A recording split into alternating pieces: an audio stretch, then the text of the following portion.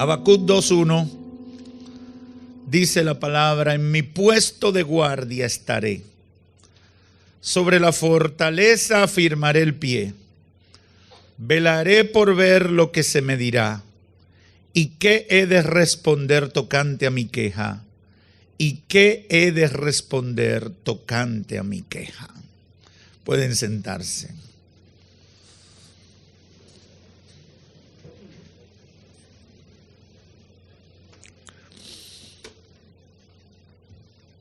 Las preguntas de Habacuc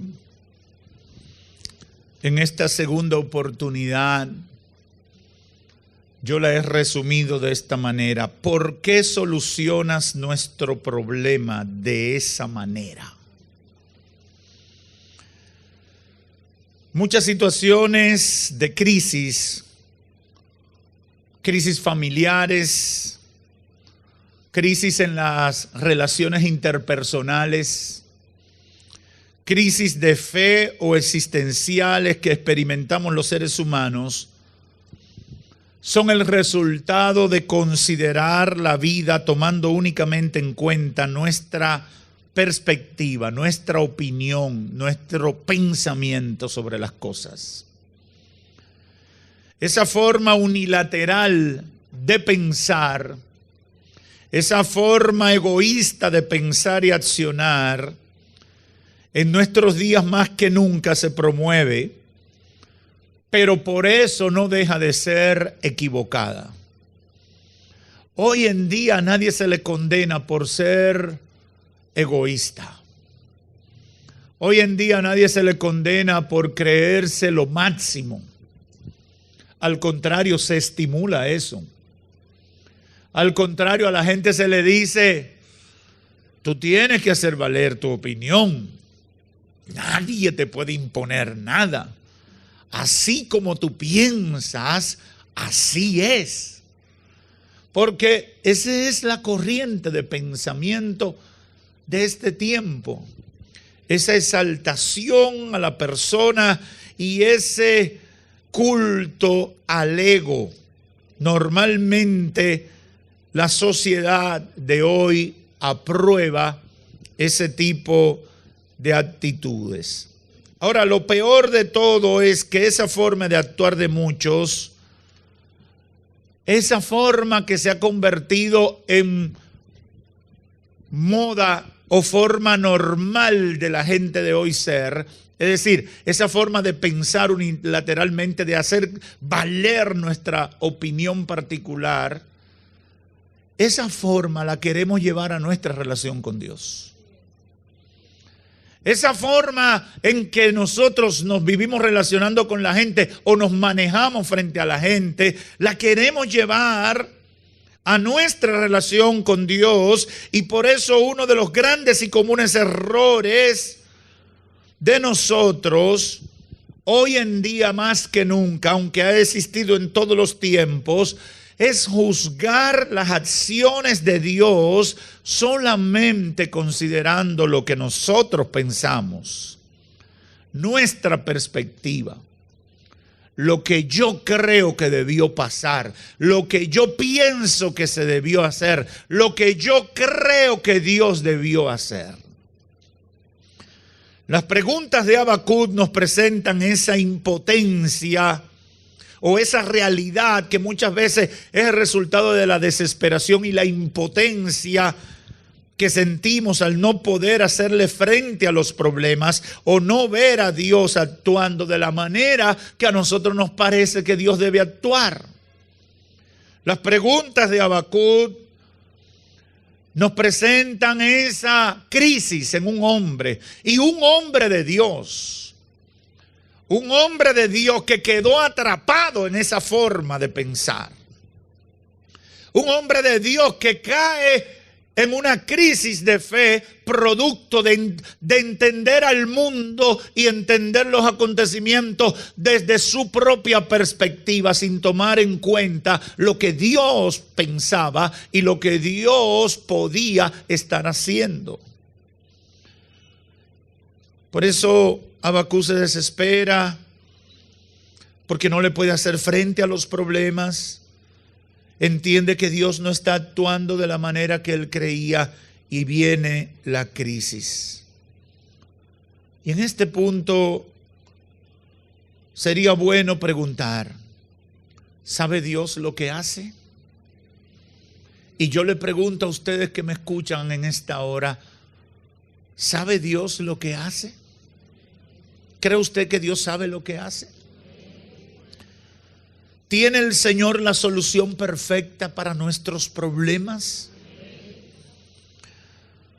Yo creo que ustedes responden así porque ustedes son muy cristianos.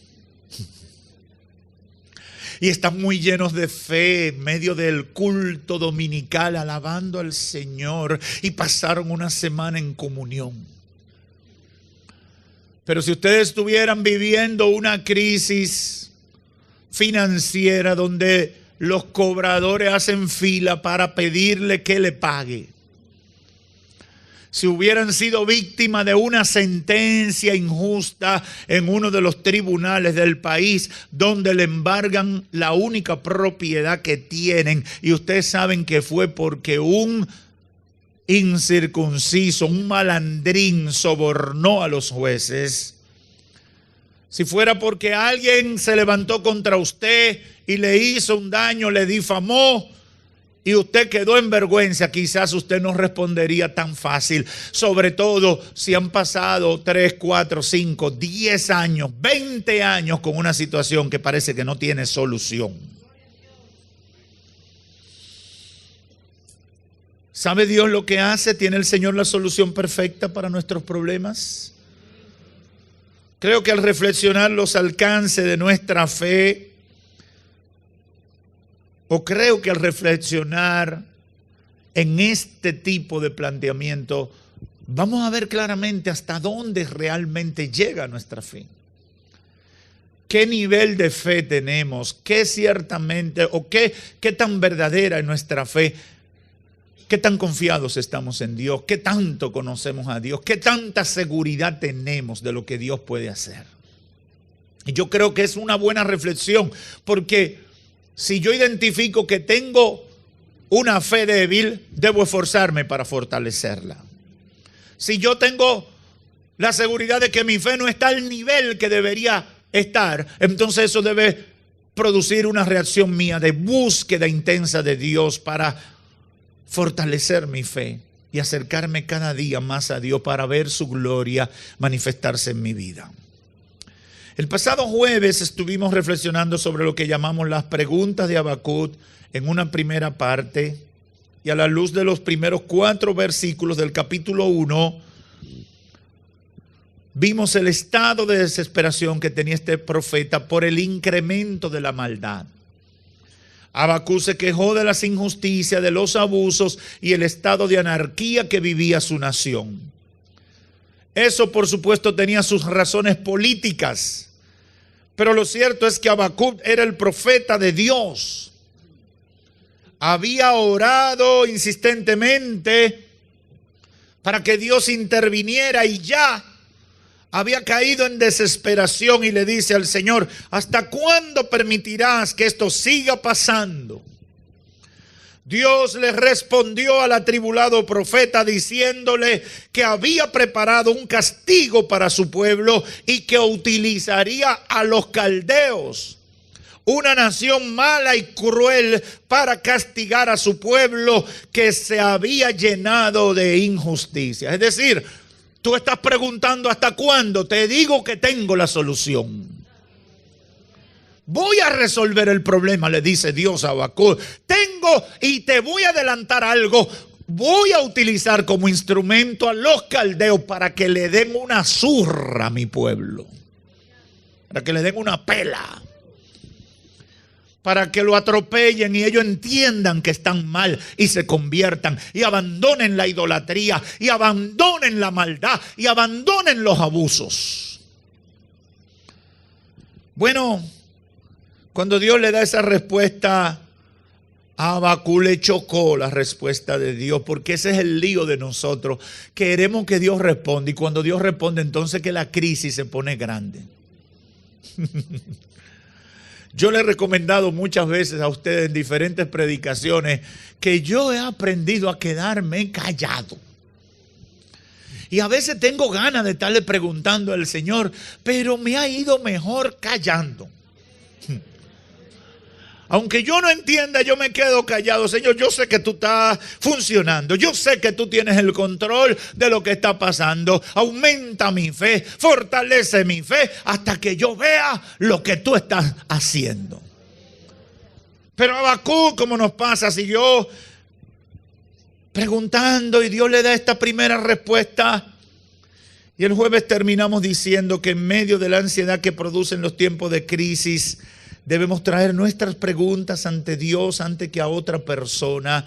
Y en segundo lugar dijimos que Dios está presente en conocimiento pleno de todo lo que pasa y tiene preparada respuesta en su tiempo, porque eso fue lo que pasó. Cuando Dios le dice a Habacuc, tengo a los caldeos preparados para castigar a mi pueblo, y ya tu pregunta tiene respuesta, porque preguntaste hasta cuándo seguirá esta crisis, yo te doy respuesta. Vienen los caldeos para castigar a tu pueblo. Ante la respuesta contundente de Dios, y ese es el centro de nuestra reflexión hoy, el profeta reacciona con otra pregunta tan inesperada como la primera. Señor, yo te pregunté hasta cuándo, pero ahora mi pregunta es, ¿y por qué tú vas a solucionar nuestro problema de esa manera? Habacuc se preguntaba, ¿era realmente la invasión extranjera con los caldeos, esos crueles y malditos, una adecuada solución para castigar el pecado de Judá, el pueblo de Dios? ¿Sería posible reconciliar una solución como esa con el carácter de un Dios amoroso y compasivo que se identifica con su nación? ¿Cómo Dios va a usar a un diablo como ese para hacerme entender a mí que estoy equivocado? Esa era la pregunta de Habacuc.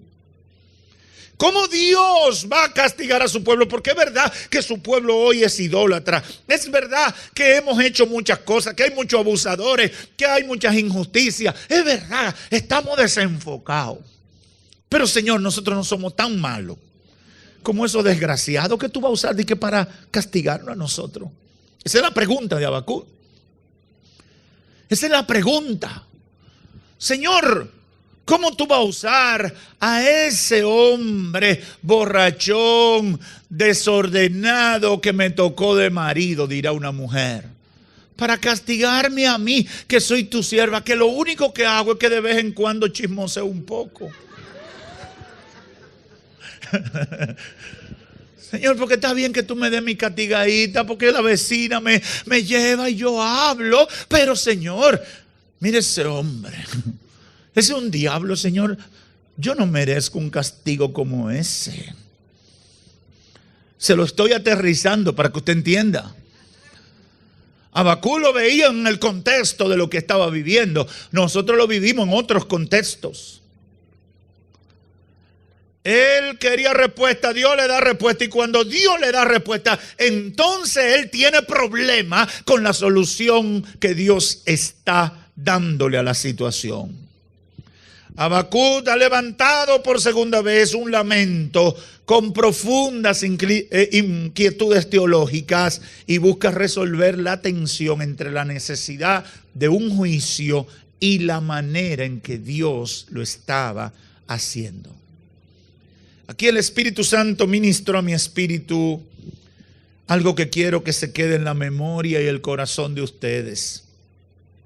Nuestra incapacidad para comprender la grandeza y el poder de Dios debería ser suficiente para callar nuestros deseos impetuosos de demandar explicaciones de parte de Dios. Yo sé que se lo dije muy rápido, pero se lo pongo en lenguaje más sencillo. Yo tengo que a partir de que sé que Dios es tan grande, tan poderoso y creador de todo, debo aguantármela. Es decir, yo no puedo pretender entrar en un tú a tú con Dios. Dame razones, yo te pregunto y tú me explicas. Porque voy a terminar mal. Voy a tener problemas. ¿Por qué? Porque estoy saliéndome del nivel en que debo manejarme con Dios. Es decir, solamente el tener conciencia de quién es Dios dentro de mi limitado entendimiento debe llevarme a mí a aguantarme los deseos de estar cuestionando a Dios. ¿Por qué me pasa esto a mí, Señor? ¿Por qué tú permitiste que a mi hijo o a mi hija le pase esto? Aguántate para que no te conviertas en un necio. Controla tus deseos carnales para que no vayas a ofender a Dios. Para que no irrespetes a Dios. Para que no te metas en un problema mayor que la duda que tienes en este momento. La realidad que nos presenta el cuadro es que Habacuc quería que Dios resolviera los problemas por los cuales él oraba, pero que lo hiciera en el tiempo que Habacuc quería y utilizando los medios o instrumentos que él entendía apropiados para hacerlo. Y por eso demandaba respuesta. Y mire cómo termina su interpelación a Dios en el verso 1, que fue el texto que usamos para iniciar esta reflexión. En mi puesto de guardia estaré. Sobre la fortaleza afirmaré el pie. Velaré por ver lo que se me dirá y qué he de responder tocante a mi queja. Óigame. Si yo hubiera sido Dios, le digo, mira muchacho, irrespetuoso, como hacían nuestros abuelos, mire. Y decían una palabra que tenía que ver con el flujo nasal. Mire muchacho. Porque Habacuc dice, yo me voy a sentar a esperar, Señor, ¿qué tú me vas a contestar? ¿Cuál fue la respuesta de Dios para el atribulado profeta? Dice el verso siguiente, Jehová me respondió, porque cuando tú hablas con Dios, cuando tú haces peticiones a Dios, cuando tú te diriges a un Dios vivo, tienes la certeza de que te escucha y que también responde. Jehová me respondió y dijo, escribe la visión. Grábala en tablas para que pueda leerse de corrido. Porque aunque la visión tardara en cumplirse, se cumplirá a su tiempo. No fallará, aunque tarde, espérala, porque sin duda vendrá. No tardará. Aquel cuya alma no es recta se enorgullece. Mas el fruto por su fe vivirá. Aleluya. Aleluya. Ahí hay muchísima tela por donde cortar, pero le voy a avanzar solamente a algo. Jehová le dice a Habacuc, óyeme bien, incrédulo. Óyeme bien, muchacho, que te has dejado arrastrar por la circunstancia. Y en la tercera entrega voy a hablar de cómo cambió la perspectiva de Habacuc. Pero el Señor le está diciendo, óyeme bien. Yo no sé qué tú estabas pensando, ni me interesa cómo llegaste hasta aquí. Pero te voy a decir una cosa. Escribe la visión. Grábala en tablas. El Señor le está diciendo, ponla en tinta china. Hazte un contrato notarial o notarízalo. Pero más, llega más. Esa es la primera parte. Le dice, escribe. No era fácil escribir en tablas en ese tiempo. Solamente cosas que iban a perdurar en el tiempo eran escritas en tablas. Desde los tiempos de Moisés, las cosas que se escribían en tabla eran cosas que se hacían para la posteridad, donde había seguridad de que ese contenido no iba a ser puesto en tela de juicio. Aleluya. Quizá para nosotros eso no tiene mucho sentido cuando lo leemos, pero cuando lo analizamos a la luz del contexto histórico, nos estamos dando cuenta que Dios le está diciendo, escribe la visión. Escribe la respuesta que te he dicho. Escríbelo en tablas. Yo no soy relajo de la gente, yo soy Jehová tu Dios. Yo no estoy jugando a Dios y a subalterno. Yo soy Jehová tu Dios. Escribe la visión, Habacuc. Escríbela en tablas. Y no solamente en cualquier tabla, para que pueda leerse de corrido. ¿Usted sabe qué quiere decir eso? Para que sea fácil, para que caminando la lean, para que todo el que pase la lea. Dios le estaba diciendo, hazte una valla publicitaria, anuncia a todo el pueblo lo que voy a hacer, porque aunque se tardare, se va a cumplir. Escríbelo que aunque se tarde, se va a cumplir, no fallará, en su tiempo se va a cumplir mi palabra. Y en cuanto a ti, el verso 4. Esto es para ti, aquel cuya alma no es recta. Es decir, eso diablo que voy a usar, no te preocupes. Aquel cuya alma no es recta se enorgullece. Pero tú que eres justo, lo que tienes que hacer es, en medio del proceso, vivir por tu fe. Aleluya. Aleluya. No te voy a dar más detalles. Aprende a vivir por fe. Aprende a creerme realmente. Yo no sé si el Espíritu Santo le está hablando a gente hoy que está viviendo tiempos de inquietudes, de preguntas, de dudas alrededor de lo que está pasando. El justo por su fe vivirá. Años y siglos después, Pablo tomó ese texto de Habacuc para definir su vida de fe. Y más adelante Martín Lutero también.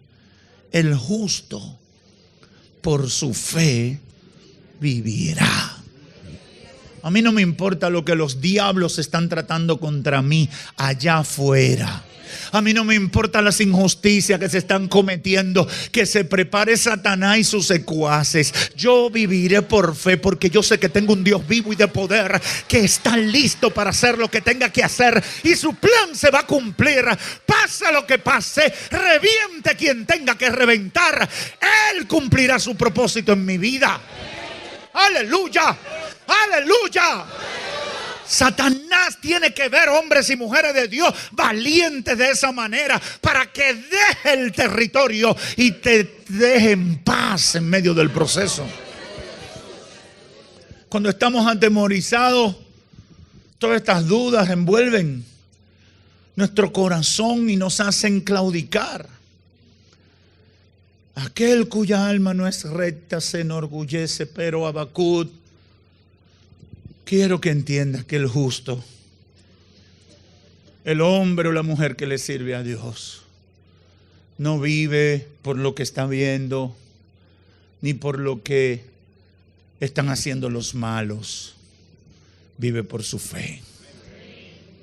Hermano, aprenda a vivir por la fe en Cristo Jesús. Esa alabanza que dice, aunque yo no pueda verte, yo sé que tú estás obrando. Eso es eso. Yo no veo solución en la atmósfera, pero yo sé que Dios está trabajando.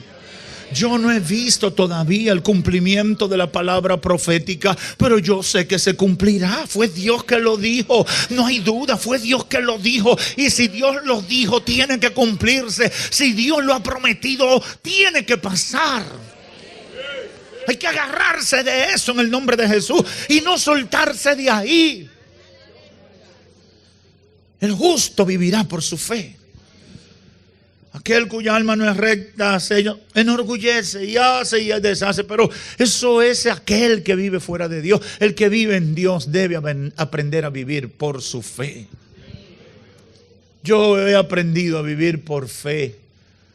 Uno vive experiencias desafiantes cada día. Uno vive experiencias frustrantes cada día de todo tipo. Y uno tiene que aprender a vivir por fe. Yo estoy aquí porque Dios me tiene aquí. Y no importa lo que el diablo haya dicho, haya hecho, haya conspirado y esté planeando. Hay gente que le sirve a Dios que tristemente vive en un estado de paranoia, viendo amenazas por donde quiera.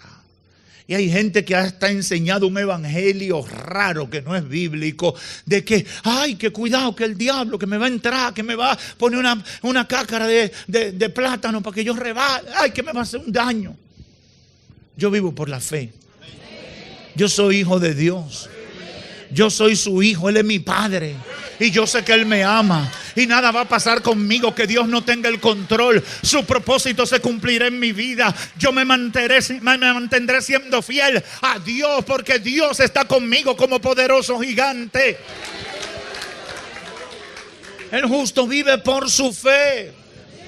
En todo tiempo, en tiempos buenos, en tiempos malos, en tiempos de duda, en tiempos de adversidad, el justo vive por su fe. El justo no está mirando lo que dice el hombre. El justo no está mirando lo que dice la economía. El justo no está mirando lo que dicen solo los médicos. Yo vivo por la fe en el Dios que me ha dado la vida. Aleluya. Aleluya. Oh, gloria a Dios.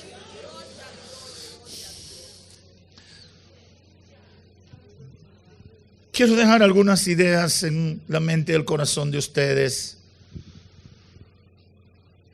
Es una necedad de los seres humanos cuestionar a Dios por lo que hacen. Pero también es una necedad de los seres humanos cuestionar a Dios por lo que ellos entienden que no hace. Pero es una necedad mayúscula cuestionar a Dios por cómo lo hace. Y yo diría que es una perversidad, sumando a todo lo anterior, cuestionar a Dios por qué lo hace en tal tiempo o cuándo lo hace. ¿Qué quiero decir con todo esto? No tenemos categoría para cuestionar a Dios. No tenemos rango. Tú y yo no tenemos rango. No tenemos rango.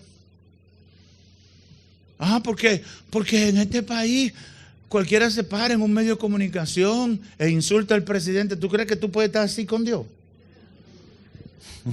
Sí, porque que importamos esas malas prácticas. No, a Dios no lo eligen cada 4 años.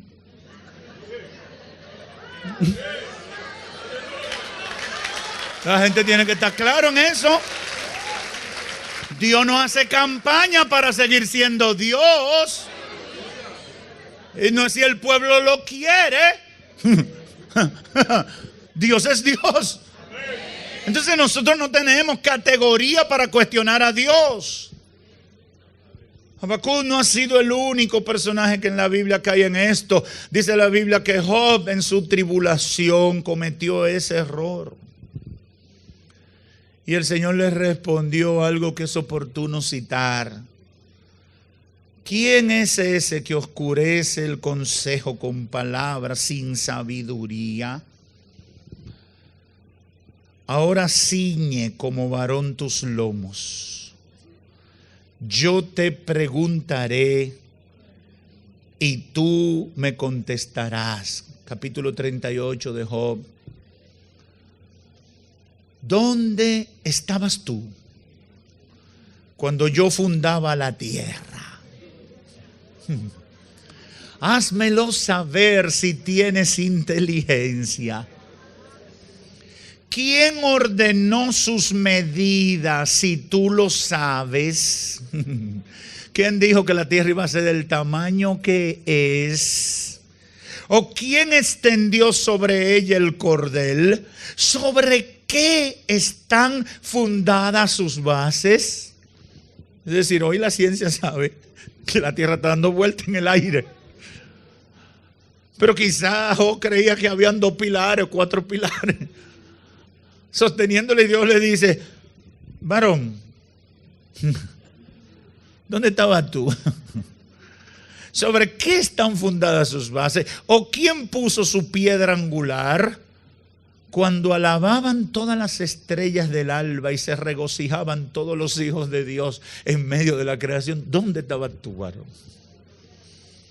Le está diciendo: varón, quítese ese traje que le queda grande. Quítese ese traje que no es suyo. ¿Dónde estabas tú cuando yo estaba creando el universo? Porque si tú opinaste, si tú tenías categoría, por lo menos tú debiste tener participación. Es un error. Es una necedad. Nosotros no podemos ser tan ilusos en pretender demandar razones y explicaciones del creador y sustentador de todo lo que existe y todo lo que hay. Solo estamos llamados a aceptar su voluntad sobre nuestra vida y tener seguridad de que Él tiene el control de todo lo que pasa. Pastor, eso no es justo. No es justo quizás en democracia, pero en teocracia. ¿Usted entendió? En teocracia es la única manera.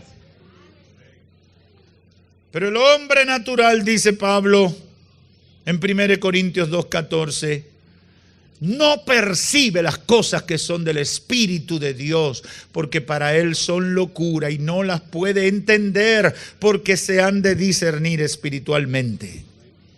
En cambio, el hombre espiritual juzga todas las cosas, pero él no es juzgado de nadie. Porque ¿quién conoció la mente del Señor? ¿Quién le instruirá? Mas nosotros, dice Pablo, tenemos la mente de Cristo. La mente de Cristo es: hágase tu voluntad y no la mía. La mente de Cristo: mi Padre y yo somos uno. Yo hago lo que demandó mi Padre. Y esa debe ser la mente de nosotros. Yo estoy aquí haciendo la voluntad de Dios. Yo no sé qué va a pasar, ni voy a reclamarle a Dios. Cuando esté desesperado, debo ir delante de Él y pedirle que me consuele, que mitigue mi ansiedad, que calme mi desesperación, que su bálsamo me tranquilice. Porque yo no le voy a decir que somos un pedazo de metal, un pedazo de madera que ni siente ni padece. Somos gente de sentimientos. Somos sensibles a los problemas.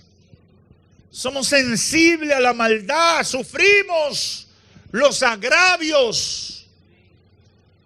Y es verdad que como Habacuc, que como Job, que como el mismo Elías, pasamos por tiempos de tribulación, donde nos sentimos solos, donde sentimos que no ha llegado el refuerzo del cielo.